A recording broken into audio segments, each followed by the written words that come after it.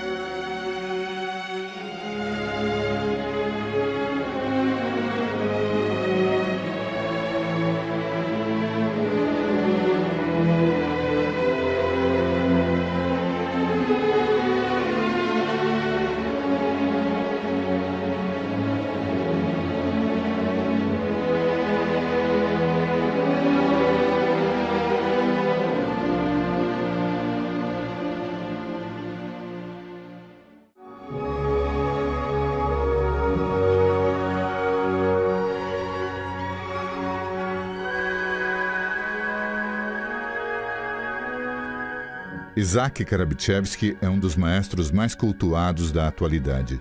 Aos 80 anos e 60 de carreira, ele dirigiu algumas das orquestras mais importantes do mundo. No auge da popularidade da Orquestra Sinfônica Brasileira, que dirigiu, Isaac fez uma turnê consagradora pelos Estados Unidos e Canadá. Foi a primeira excursão de uma orquestra sinfônica do Brasil pela América do Norte. Trabalha na recuperação e nas gravações das 11 sinfonias de Heitor Villa-Lobos, até hoje desconhecidas.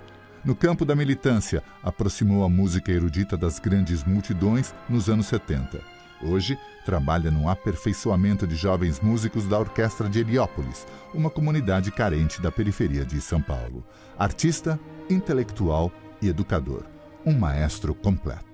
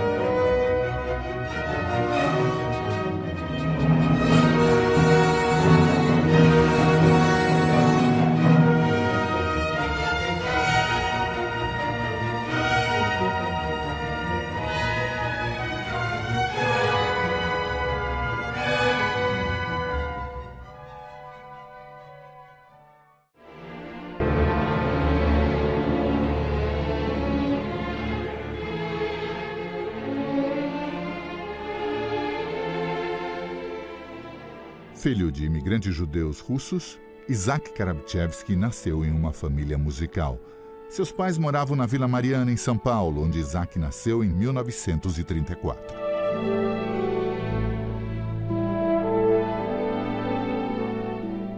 Uma das influências mais definitivas na minha vida foi a minha mãe, cantora lírica, na Rússia. Eu posso dizer que eu nasci ouvindo música, eu nasci ouvindo a minha mãe se exercitar diariamente. Me lembro dela perfeitamente em frente à janela, respirando. Então, o princípio da respiração, que é tão importante para a regência, talvez eu me tivesse apercebido que ali estavam um dos elementos que eu mais usaria durante a minha vida toda. Respirar para dar entrada, ou respirar para cantar, ou respirar imbuindo a orquestra de um halo de respiração. Eu acho que esse é um dos fatores essenciais que eu tenho desenvolvido na minha atividade, que eu herdei da minha mãe.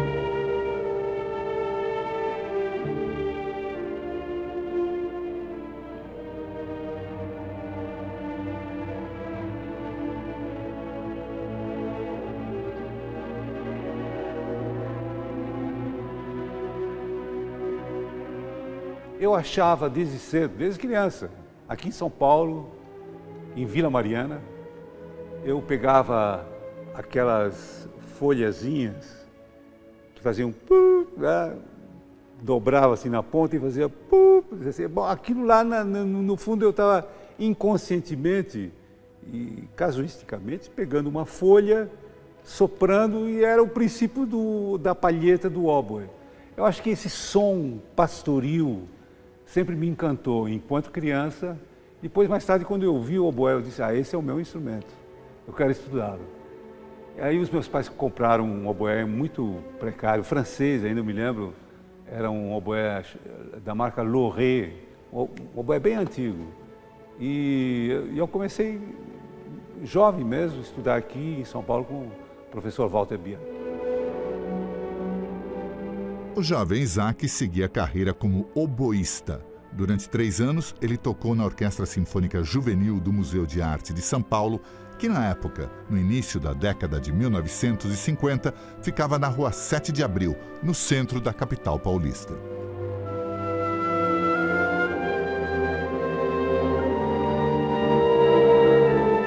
Nós nos conhecemos na adolescência, quando fazíamos parte da Orquestra Sinfônica do Museu de Arte Assis Chateaubriand, em São Paulo.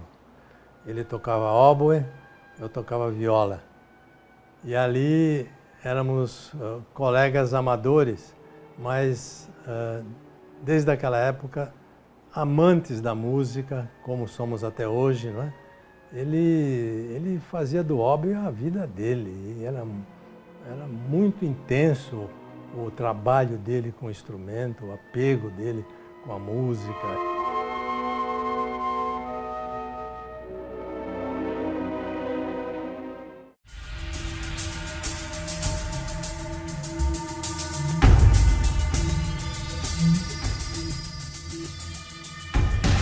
Após o final da Segunda Guerra Mundial, os jovens judeus se entusiasmavam com a fundação do Estado de Israel. O movimento sionista iniciou-se na primeira década do século XX como forma de resistência à perseguição dos judeus na Rússia e na Polônia. Com o fim da Segunda Guerra, o movimento ganhou uma feição socialista. Grupos militantes sionistas de esquerda espalharam-se no mundo inteiro. Em São Paulo e Porto Alegre, organizaram-se grupos culturais, como a Casa do Povo, no bairro do Bom Retiro, que depois daria origem ao Teatro Taíbe, de resistência à ditadura nos anos 60 e 70. Logo após a consolidação do Estado de Israel, em 1948, movimentos como o Dror passaram a organizar o retorno dos judeus à Terra Santa. Era preciso recrutar jovens para cumprir tarefas específicas no novo mundo dos kibbutz, fazendas comunitárias que encarnavam uma utopia socialista em Israel. O jovem Isaac se sentiu atraído pela nova experiência e entrou para o Dror. Ele estudou eletrotécnica para ser mandado pelo movimento para Israel e ajudar na construção do país. A minha família, parte dela, foi diretamente para um kibbutz. Eles foram com essa ideia revolucionária de uma comunidade socialista. Em função desse movimento, fui estudar eletrotécnica, imagina. Eu estudando eletrotécnica, mexendo com voltímetros e amperímetros aqui no Colégio Mackenzie, em São Paulo. Até que um dia também, isso foi um fator conclusivo, eu acho. Eu estava fazendo um exercício, eu estava estudando na rua Sergipe 271, Escola Livre de Música com Karl Reuter, aqui em São Paulo. E aqui o Colégio Mackenzie era aqui pertinho. Eu saí na aula de geografia, eu comecei a fazer um exercício de harmonia e contraponto. O professor, eu nem me apercebi que o professor estava atrás de mim, botou a mão no meu ombro e disse: Karapchevsky, seu lugar não é aqui.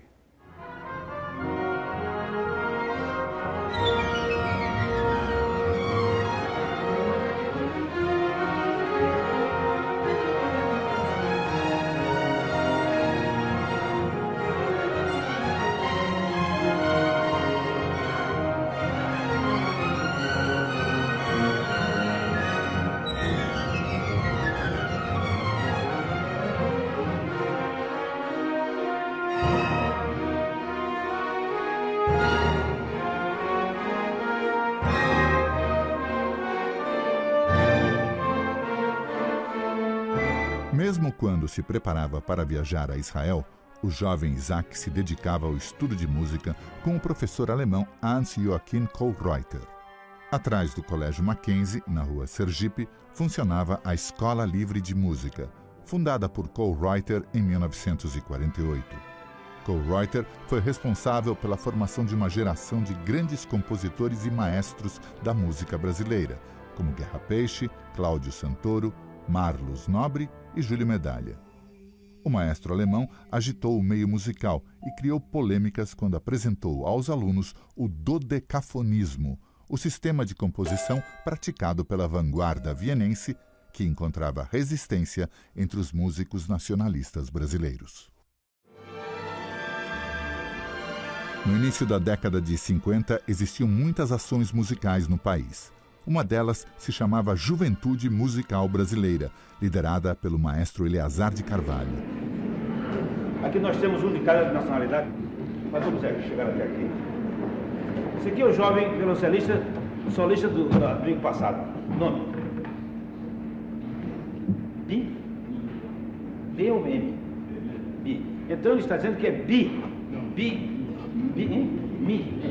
M. A articulação também da palavra. Então como está escrito? Mi-yon-kin. Então não tem dificuldade, obrigado. Ora, foi uma dava a impressão que era uma coisa difícil, mas não. É como está escrito, então é com português. Então aqui está a jovem Mi-yon-kin. Olha ela aqui. Ela vai entrando.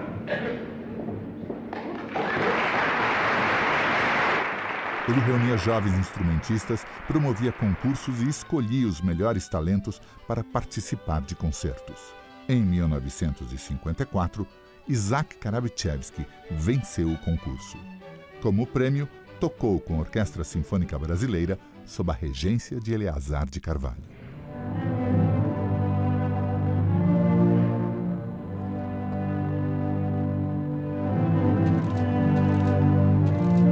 Uma vez apresentou-se no Teatro Cultura Artística, saudoso, com aquela acústica maravilhosa, a Sinfônica Brasileira, tendo como solista um jovem daqui de São Paulo, de 19 anos, com um nome muito complicado de pronunciar na época, que se chamava Isaac Karabichevsky, né? Tocando o concerto de Cimarosa, cujo programa eu tenho até os dias de hoje. Vocês podem ver aqui, tem a cara dele com 19 anos, eu tinha 16. Houve um incidente muito curioso, que o Eleazar entra para reger, agradece as palmas, Isaac se prepara para tocar. Quando o Eleazar vai descer o braço na entrada para a orquestra, a partitura tinha sumido, né? Aí o Eleazar ficou desesperado, não sabia o que fazia, aí gritou para o arquivista, me traz uma parte de violino aqui. Aí ele entrou, trouxe uma parte só com o primeiro violino escrito, e a partir daquela guia, então, o Eleazar regeu, e foi evidentemente tudo muito bem. Foi aí que eu ouvi o Isaac pela primeira vez.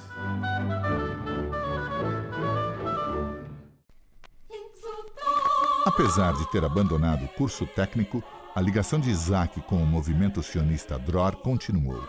Ele foi mandado a Belo Horizonte para organizar um grupo de jovens militantes sionistas na capital mineira.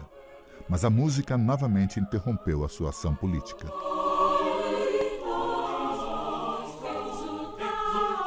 Eu tinha, 18 anos, por aí, fui a Belo Horizonte exatamente com a tentativa de formar um agrupamento sionista socialista em Belo Horizonte. Mas aí eu me desvinculei do movimento e encontrei um grupo de jovens, nos reunimos na garagem do maestro já falecido Carlos Alberto Pinto Fonseca, e lá começamos eu reger e eles a cantarem comigo. Foi assim que apareceu o Madrigal.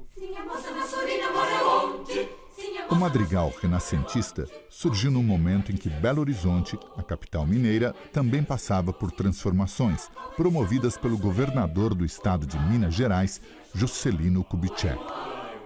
JK também incentivou a cultura no estado de Minas. Foi assim que se encantou pelo Madrigal renascentista.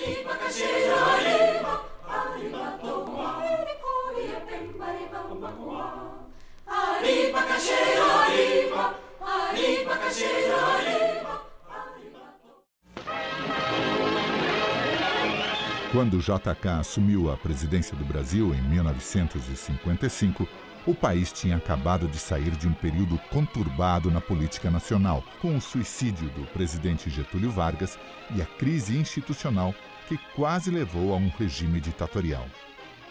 O democrata JK representava o futuro, com seu projeto de construir uma nova capital federal no Cerrado brasileiro e modernizar o parque industrial.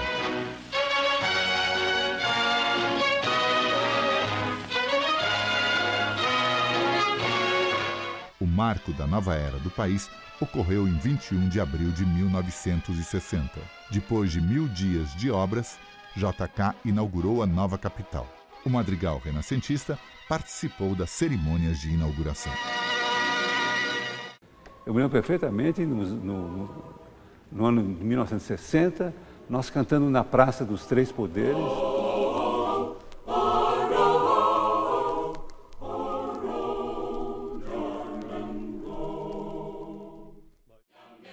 Dias antes da cerimônia de inauguração de Brasília, o então presidente dos Estados Unidos, Dwight Eisenhower, visitou a cidade. O presidente Juscelino convidou pessoalmente o madrigal renascentista para uma apresentação no Palácio da Alvorada em homenagem ao presidente norte-americano.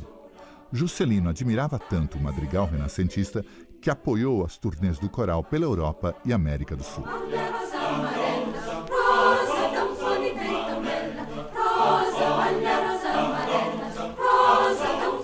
O madrigal renascentista foi para mim um polo, um objetivo não calculado, mas ele surgiu na minha vida, despontou na minha vida, assim como um marco que me dissesse: o teu caminho é esse, prossiga com a música. Então eu deixei tudo de lado, absolutamente tudo de lado, fui para a Alemanha logo em seguida ao madrigal renascentista, e aí começou tudo.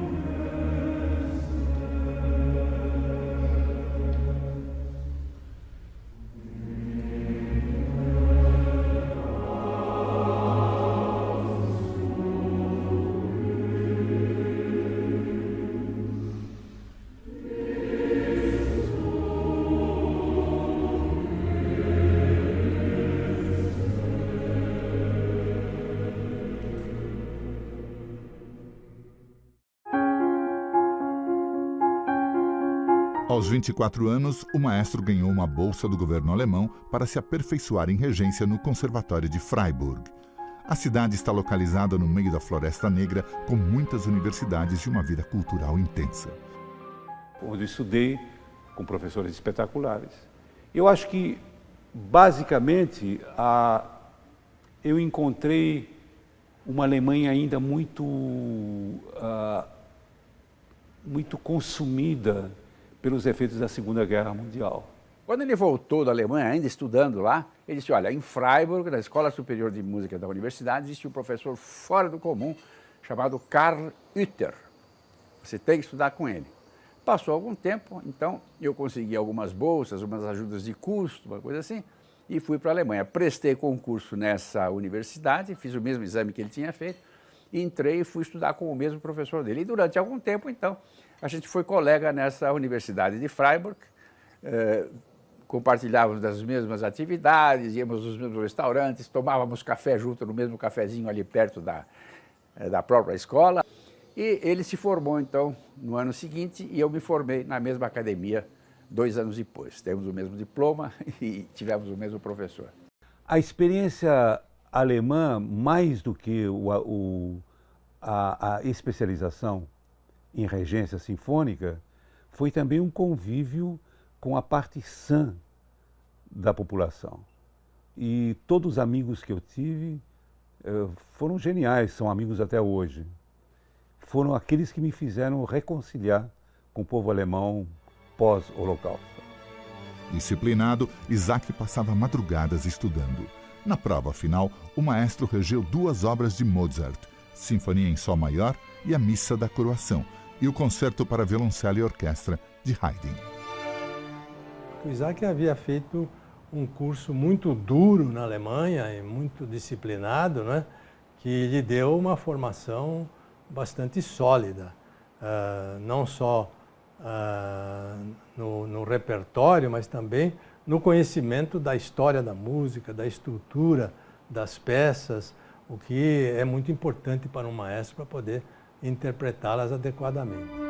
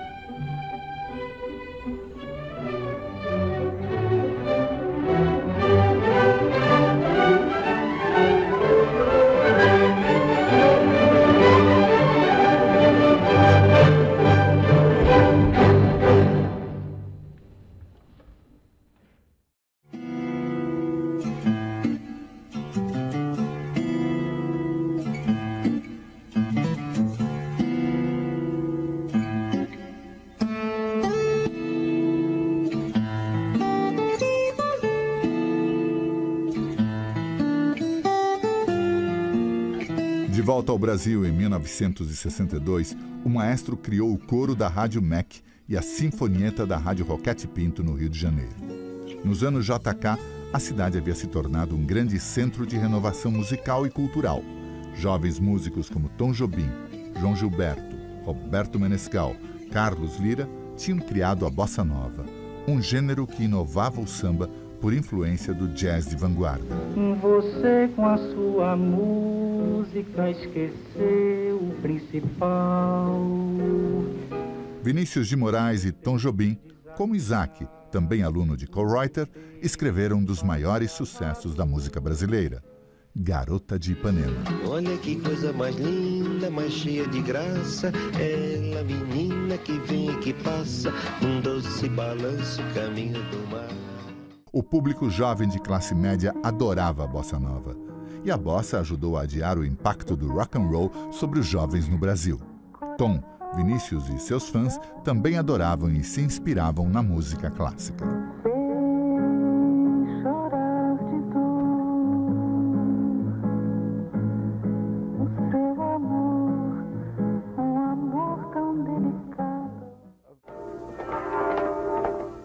O cinema, o teatro, as artes plásticas propiciavam novas estéticas. Mas em 1964, as novidades artísticas foram amordaçadas. Os militares assumiram o poder. Vieram a censura aos meios de comunicação e a repressão política.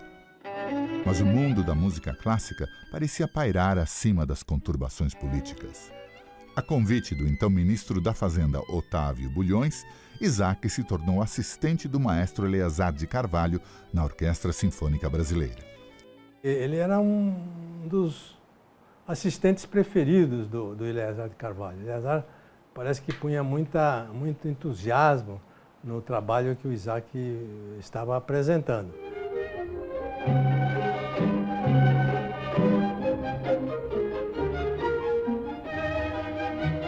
O ministro Bulhões era uma figura peculiar no governo militar. Muito ligado às artes, ele presidia a Orquestra Sinfônica Brasileira, a OSB. Ele queria que a orquestra alcançasse um nível internacional, e isso a qualquer custo. Numa atitude de aparente desafio ao governo militar, do qual ele fazia parte, Bulhões enviou Karabchevsky para a Tchecoslováquia, na época um país comunista, para recrutar músicos para a orquestra. A música clássica não se misturava com a política na visão do ministro Bulhões. Em 1969, Karabchevsky assumiu a direção da OSB.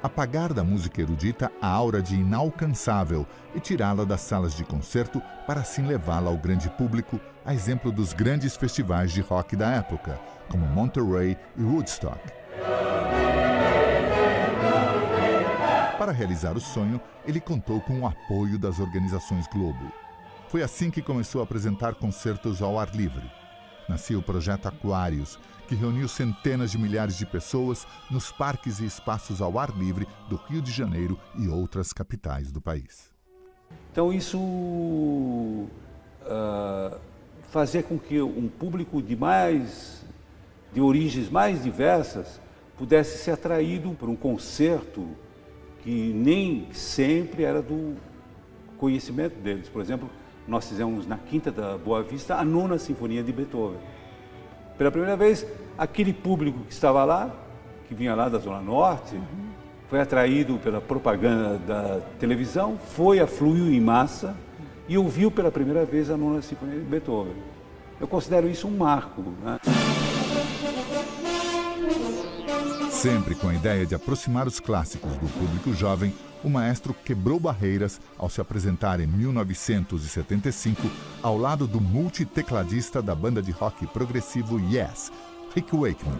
Como a bossa nova 15 anos antes, o rock progressivo se inspirava na música erudita.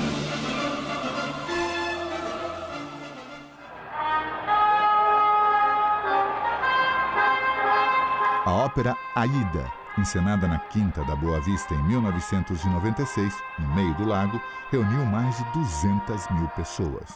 A maioria assistia a uma ópera pela primeira vez. O maestro demonstrava que ópera devia ser uma arte popular.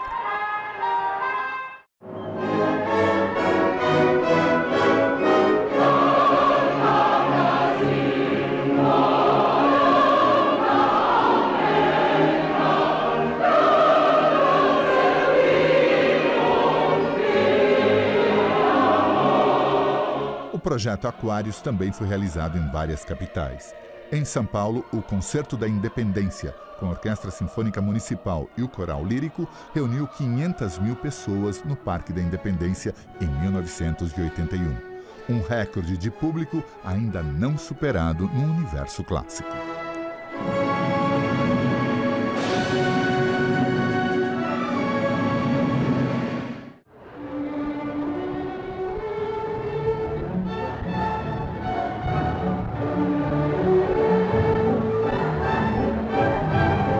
O sucesso em São Paulo deu origem ao projeto Sinfonia nos Parques.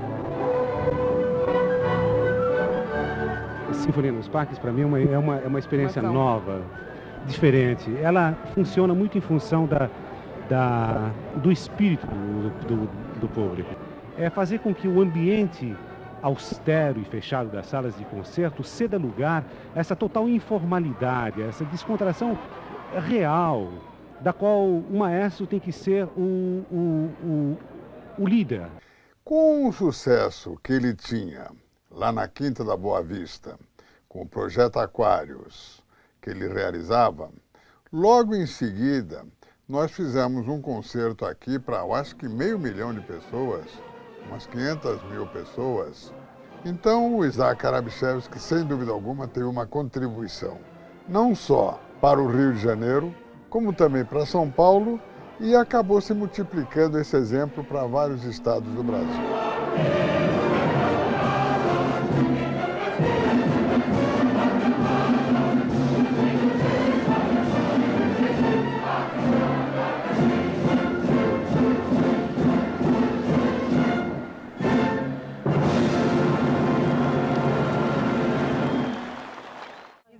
Vocês viram, Isabel? A minha avó, acho que é assim. Aquela sinfonia é de arrepiar, Comunidade unida cantar. Todo mundo tinha somado essa memória.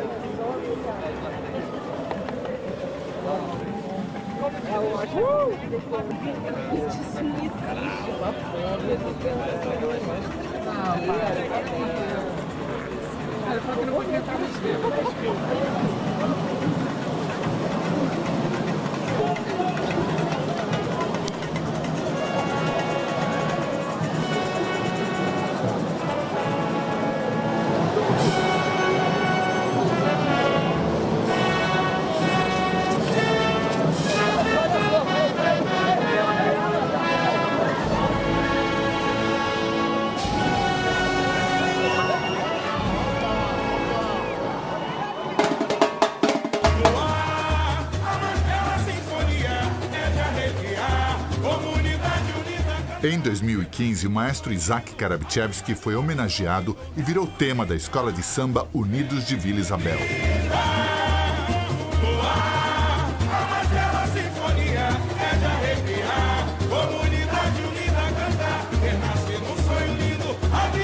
Karabichevsky brilhou na Sapucaí. É a vibração pela força do ritmo e a força da melodia. Uma grande escola de samba, reconhecendo, olhando para o mundo da música de concerto, um regente brasileiro no Carnaval do Rio de Janeiro, no maior espetáculo da Terra. Se nós levarmos em conta que o Carnaval é uma festa nacional de grande amplitude, não é, no Brasil, e que também é uma festa que é transmitida pela televisão para o mundo inteiro, eu acho que foi a consagração do Isaac Karabichevsky.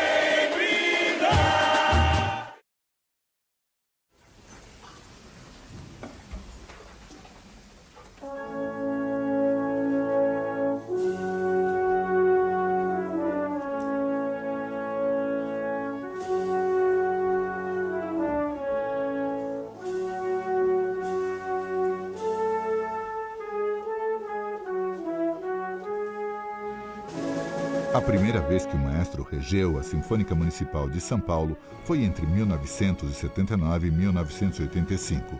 Na ocasião, fez sua estreia na regência de óperas com a obra Wozzeck, de Alban Berg, e criou o projeto Pro Ópera. A Wozzeck é uma das experiências mais fascinantes da minha carreira.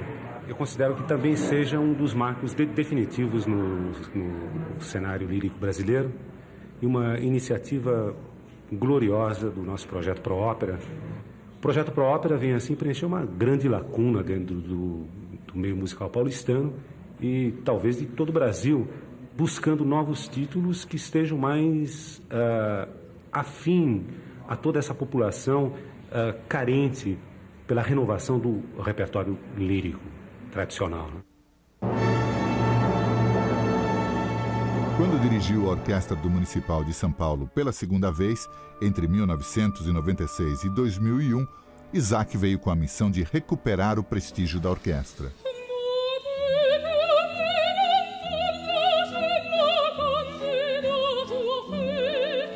Nesse período, realizou a montagem de obras importantes, como O Guarani, Dom Giovanni,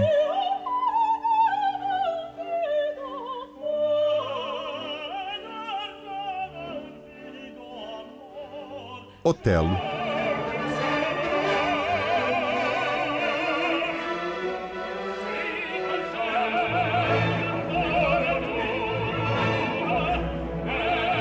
Isaac tem uma carreira muito importante em ópera. Nos anos 90, no Teatro Municipal, quando ele estava dividindo o Municipal com o La Fenice, lá na Itália, veja bem, ele estava num teatro de ópera importantíssimo da Itália e estava regendo óperas aqui também. Ele fez um repertório bastante amplo, bastante variado, com alguns títulos mais tradicionais. Repertório francês, italiano, alemão, russo, uma grande versatilidade de Isaac Karabichevsky, também lá embaixo, no fosso da orquestra, quando você não está vendo, quando você só está prestando atenção nos cenários, nos figurinos e nos cantores.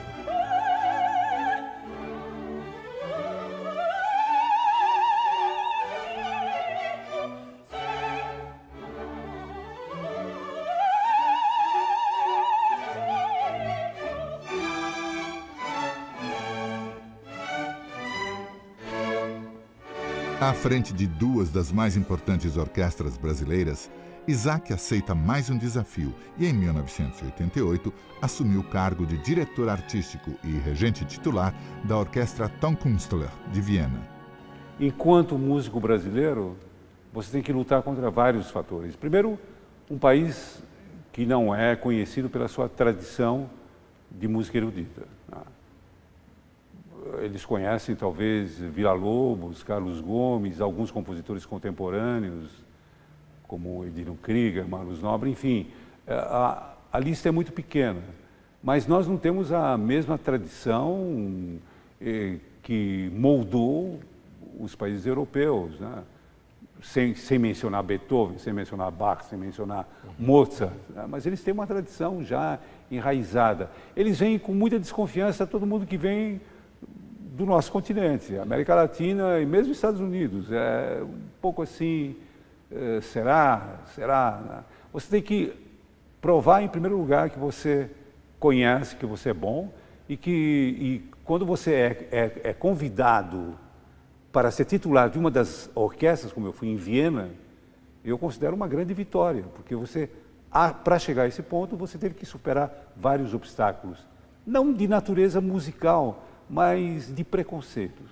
Depois me viram regelar, me contrataram para o Teatro La Fenice, que depois do La Scala é o teatro mais importante da Itália, onde eu permaneci durante 8 anos seguidos, sempre fazendo ópera. O Teatro La Fenice, fundado em Veneza em 1792, foi palco da estreia de muitas óperas que entraram para o repertório internacional, como Rigoletto e La Traviata de Verdi. Em 1996, Karabchevsky estava havia um ano à frente da orquestra do La Fenice quando o incêndio destruiu o teatro.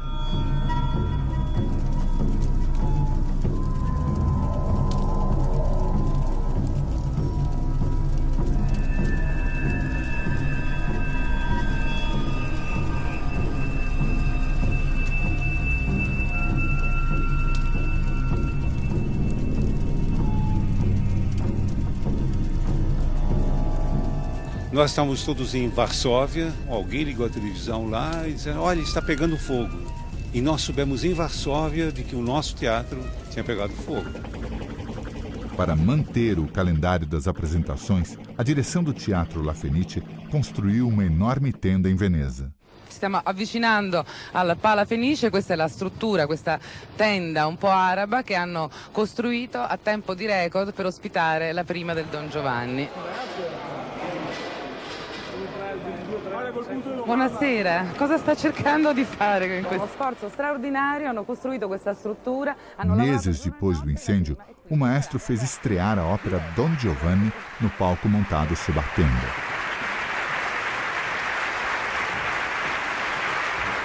Era mais um ato de resistência cultural em sua carreira, manter a programação de ópera de um teatro que tinha incendiado.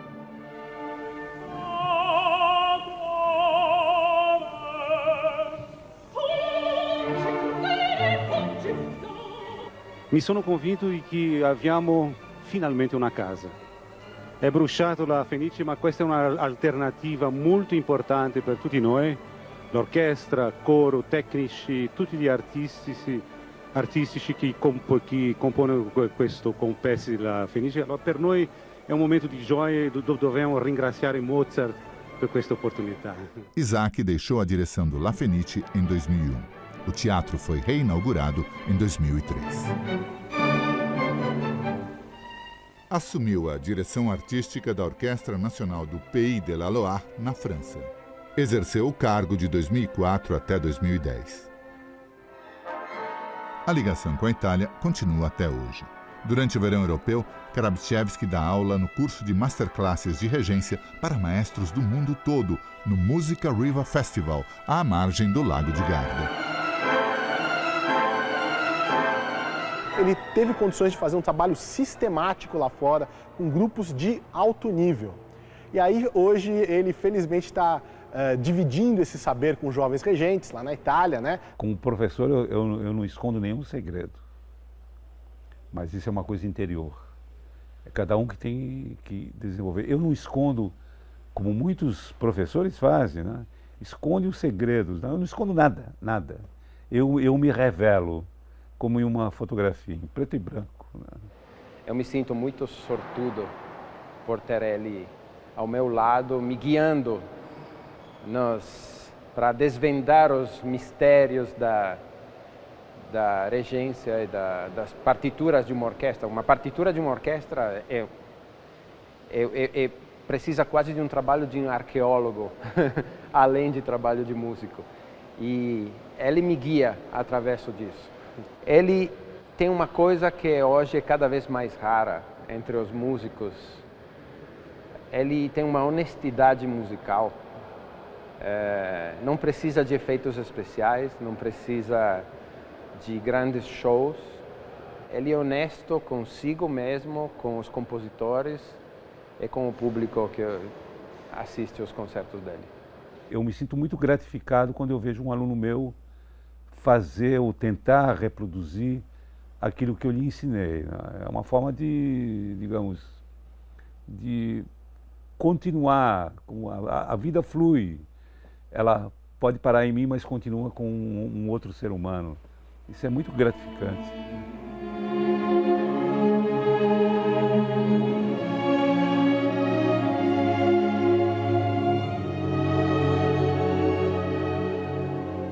Aquele gesto impetuoso dos 20 anos deu lugar a um gesto muito mais contido com o mesmo efeito. Então eu cheguei à conclusão que para que isso, se eu posso fazer a mesma coisa com esse movimento. Então o gesto ficou muito mais concentrado e muito mais explícito, porque todo gesto tem uma carga interior de emoção, ele exprime emoção. Se eu posso exprimir assim e assim do mesmo jeito, eu prefiro assim.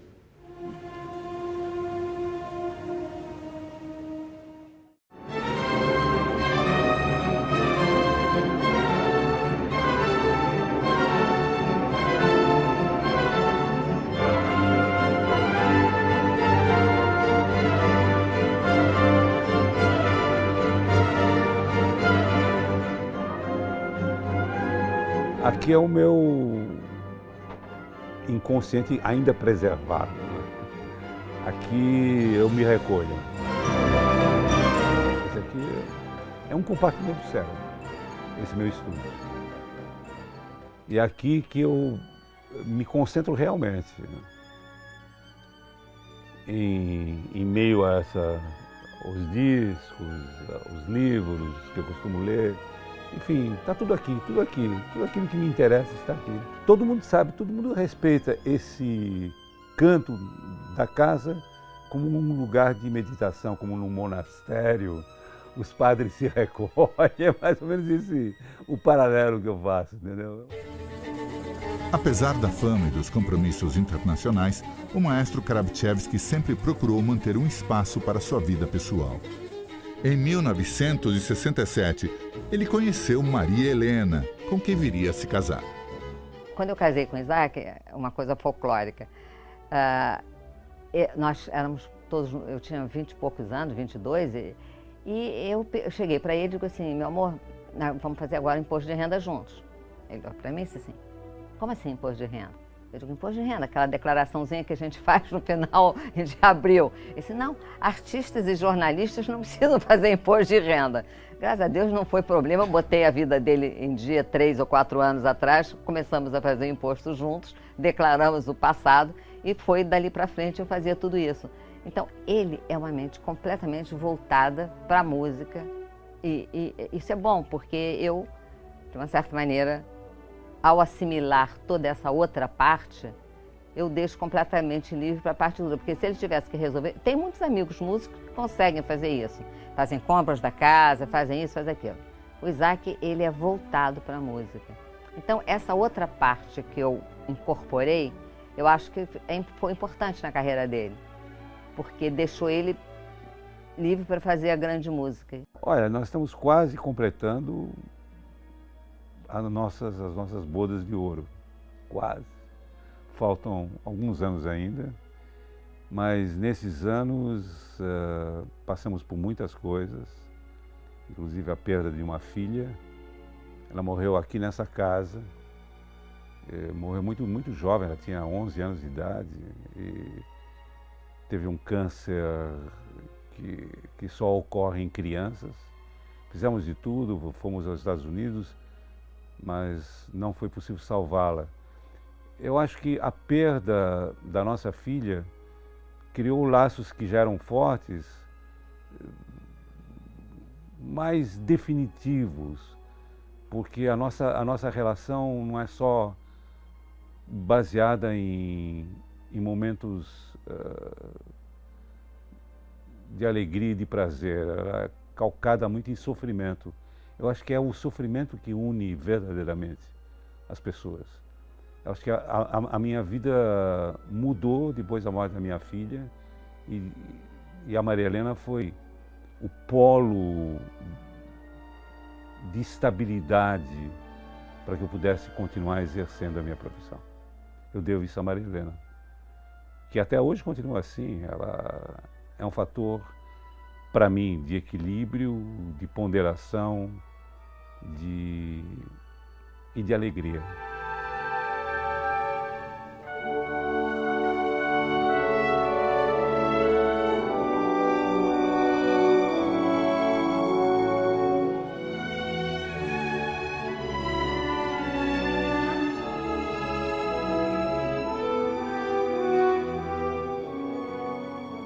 Eu tenho aqui a fotografia de Mahler com a filha que ele perdeu. Está aqui, ó. Essa fotografia me acompanha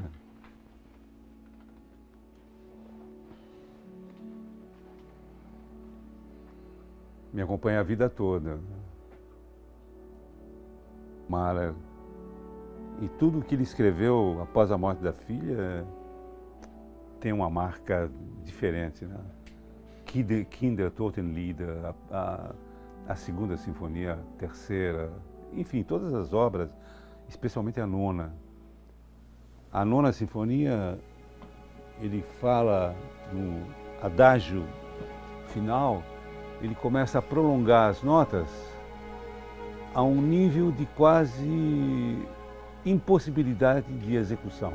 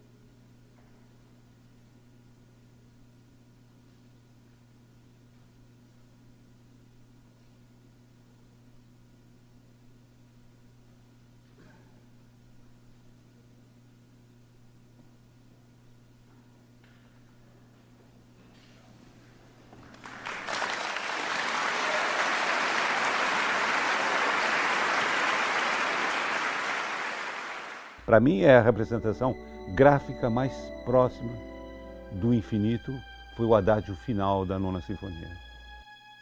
Eu rejo chorando. Ninguém nota, mas eu rejo chorando. As notas são prolongadas, prolongadas, prolongadas, em um mesmo tom, como se elas procurassem alcançar o infinito.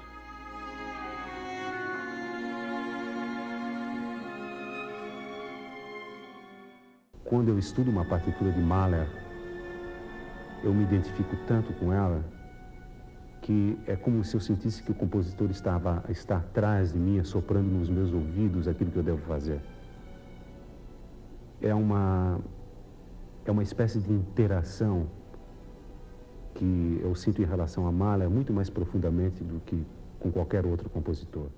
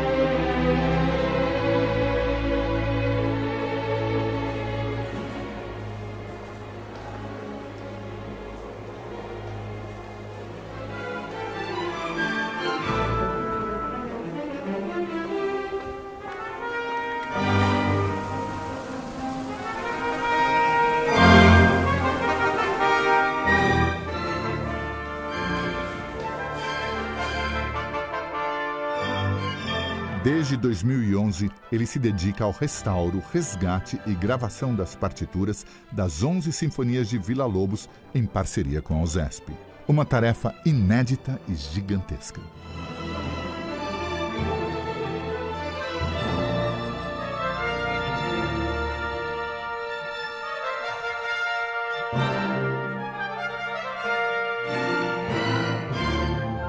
Villa-Lobos, ele sentia vontade de compor. Ele gostava quando o rádio estivesse ligado, naquela época não tinha televisão, era rádio mesmo, crianças, seus sobrinhos brincando à sua volta, e ele escrevia assim mesmo, literalmente, nos joelhos. Então, evidentemente, eu me lembro, quando eu comecei a trabalhar no Rio de Janeiro, eu me encontrava muito com a Mindinha, a sua viúva. E naquela época tinham me convidado para reger um concerto de piano. Concerto para piano e orquestra no Villa. E eu mostrava a partitura para a Mindinha. Mindinha, olha, tem nota errada, que não é possível. Olha, que não coincide com o que o piano toca, que a mesma melodia na orquestra é diferente. Segue até um determinado ponto igual, depois é diferente, mas um diferente que a gente via que era erro. Não era um diferente politonal, não. Ela dizia, Isaac, olha, foi o que ele compôs, eu deixo assim como está.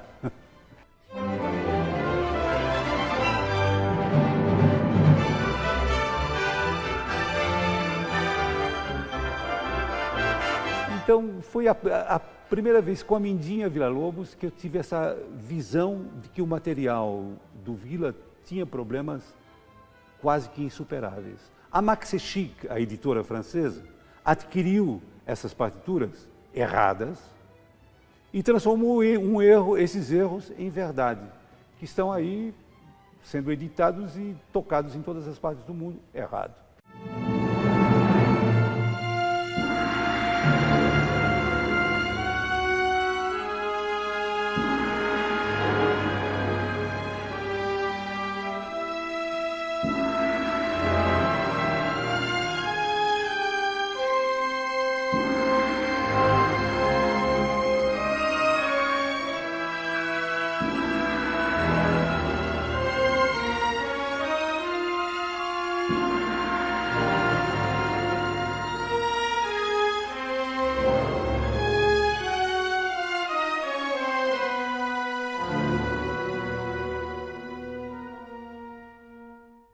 Para cada sessão de gravação, eu diria que ganho 4 meses de trabalho insano, em cima de cada partitura, discutindo, vendo, examinando, tocando no piano, vendo qual é o melhor resultado, etc.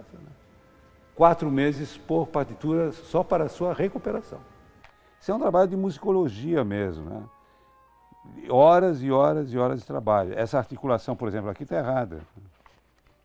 Pipó, pipó, pipó, pipó, pipó, aqui está solto, aqui está ligado.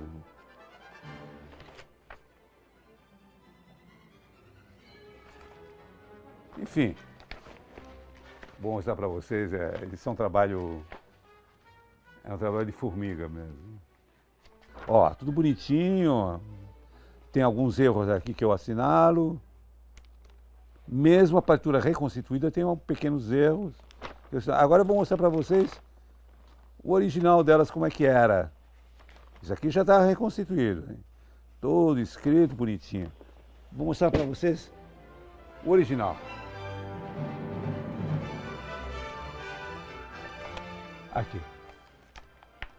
Essa aqui é uma sinfonia, já aqui no primeiro compasso já estou vendo 2 erros aqui. Isso aqui é a escrita original de Villa-Lobos, um manuscrito. Já aqui já tem uma discrepância entre esse Fá e um Fá daqui, um Si bemol daqui. Essa ainda não foi corrigida.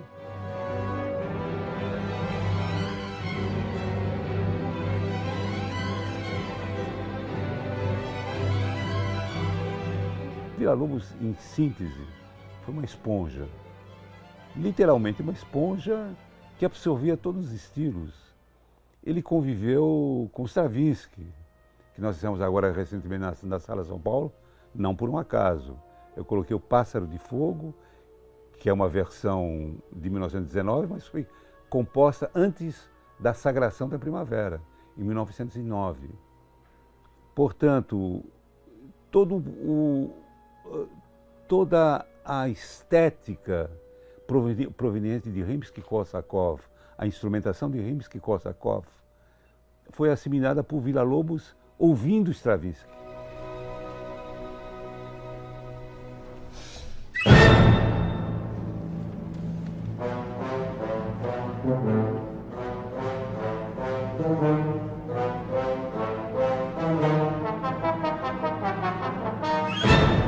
Quando você ouve, ó, as Bachianas, ele se reporta a Bach, como o próprio nome diz. Os choros, ele se reporta ao ambiente carioca das ruas do Rio de Janeiro, o violão, o cavaquinho, a flauta. Mas, digamos que aqui ele tem estabelecido um marco brasileiro. Em Bach, não. Ele simplesmente utiliza a forma barroca, a construção barroca, e a impregna de elementos nacionais. Na sinfonia, o que ele fez? Ele assimilou a forma de sonata. Normalmente, quando ele estuda, e eu entro aqui, eu digo, ai meu Deus do céu, como toda mulher tenta organizar um pouco o caos, né?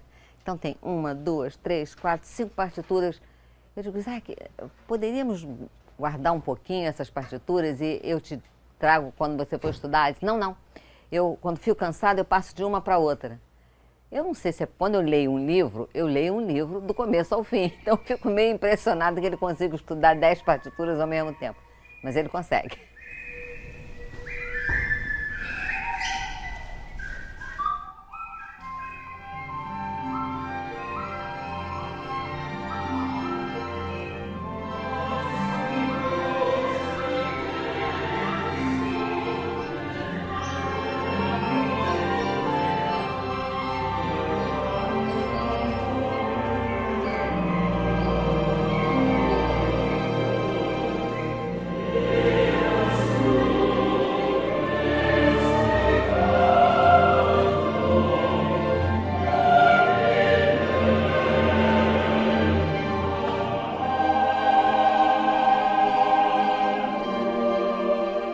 Nós acabamos de receber os maiores elogios da revista Gramophone pela execução da Sinfonia número 10 a Sinfonia Ameríndia, que foi uma homenagem a São Paulo, à cidade de São Paulo, em 1954, no 4º centenário de São Paulo.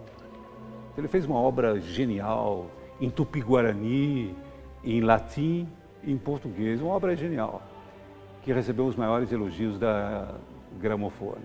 Nós gravamos já 6 sinfonias, faltam 5, que eu pretendo terminá-las, se Deus quiser, em 2017.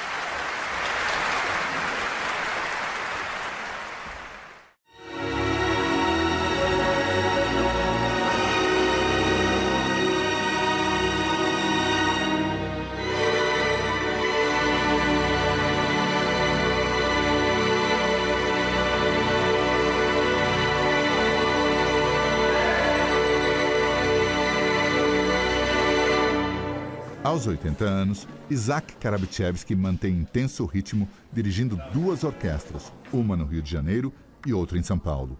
Um dos trabalhos que mais lhe dá satisfação é a direção artística da Sinfônica de Heliópolis.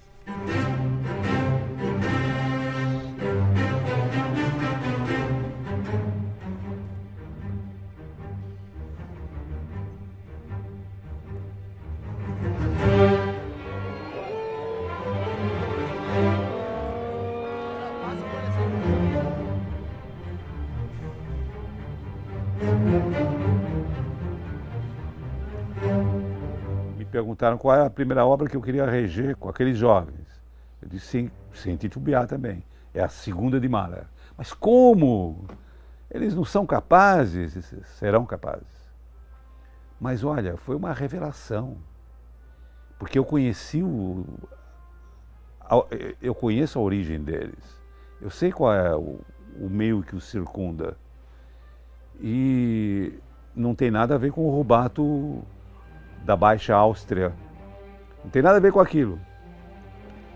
Nos 3 ou 4 primeiros ensaios eu fazia o rubato, o gesto do rubato, que só os austríacos entendem, e eles reproduziam fielmente. Eu disse, não, eu não posso acreditar num negócio desse. Que um jovem acostumado ao samba, ao forró, de repente tem essa intuição e a sensibilidade de compreender o rubato da Europa Central. Mas isso acontece. É que o jovem brasileiro é altamente sensível. O que ele necessita é de que se lhes ofereça um programa, como está sendo feito em Heliópolis. Um programa concreto, que tenha início, meio e fim.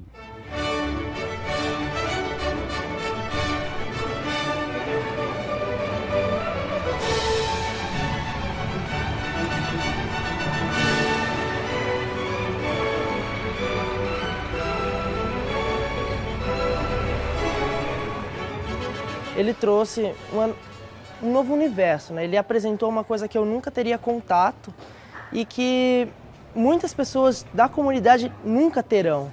Então, ele mudou a forma como a minha vida já estava programada para ser, né? Heliópolis é a cereja no bolo. É a cereja no bolo. Eu desde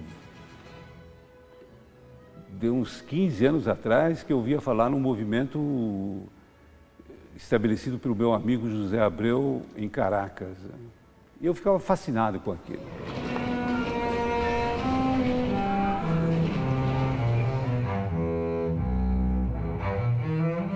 E disse para mim mesmo naquela época, mas no Brasil nós temos talentos maiores ou iguais a esse, por que nós não fazemos algo parecido? Foi aí, bom, a ideia germinou sem nenhum sentido prático, até que eu fui convidado, alguns anos depois, 2 anos depois, pela administração de Heliópolis para assumir a direção artística do Instituto Bacarelli, que eu aceitei de braços abertos. Eu via naquilo a possibilidade de exercer finalmente todos os ideais que eu vinha mantido em relação à juventude.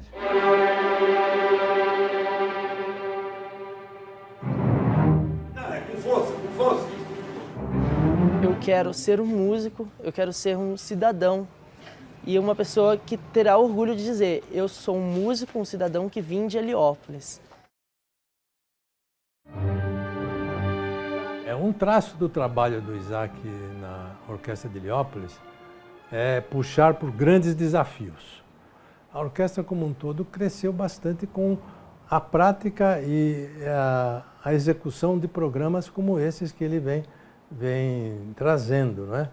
E a orquestra tem viajado também, tem participado, por exemplo, do Festival de Campo de Jordão, e alguns anos atrás a orquestra fez uma primeira temporada no exterior, esteve na Alemanha, esteve na Inglaterra, esteve na Holanda também, e eu tive a oportunidade de acompanhar. Ou seja, a Sinfônica de Heliópolis hoje é uma orquestra reconhecida internacionalmente.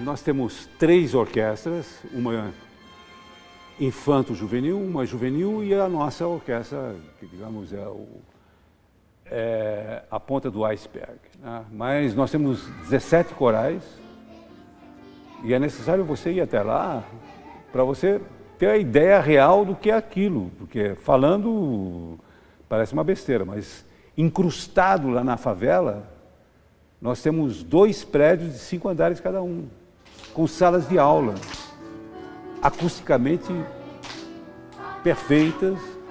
Então é uma escola altamente sofisticada, eu diria um primeiro mundo dentro de uma favela. E os jovens estão lá de manhã à noite, eu acho isso espetacular o que aqueles meninos fazem. Nós temos os melhores professores de São Paulo, alguns da USESP, outros da Orquestra Sinfônica Municipal, enfim, os melhores professores estão lá lecionando e os resultados são visíveis. Nós temos como critério a qualidade e ela vem se aperfeiçoando cada vez mais.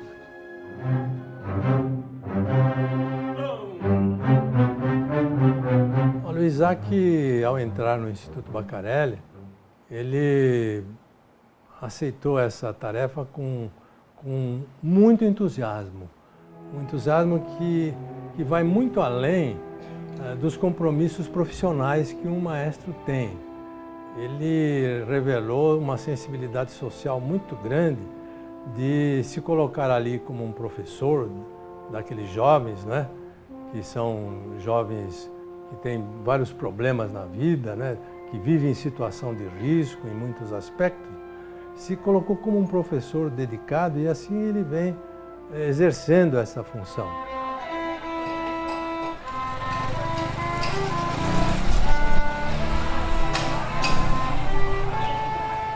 Eu me sinto muito à vontade, assim, eu falo que é minha segunda casa, né, porque eu vivo lá. Então, é muito importante para mim, assim, estar numa instituição dessas, porque, na verdade, eu amo isso, então é o meu futuro e lá é muito importante para mim. Inclusive eu tenho uma foto aqui, né, dele, com ele, na verdade. Foi de uma apresentação que ele fez com a Orquestra Sinfônica de Heliópolis. E aí eu tava lá para assistir e aí a gente tira foto. Ele trata você assim como da família dele mesmo, porque ele sabe o que é passar assim, sabe, por essas histórias que a gente passa também. porque ele é um exemplo para mim.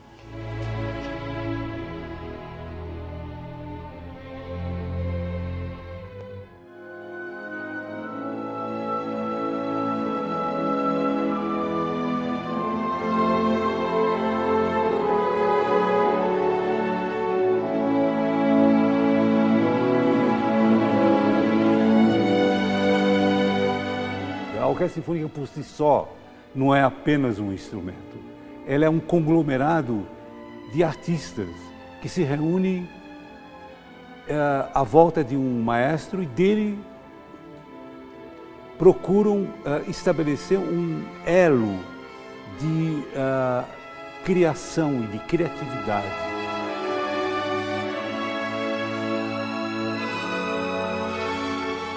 Eu acho que a essência da nossa profissão reside num plano puramente espiritual.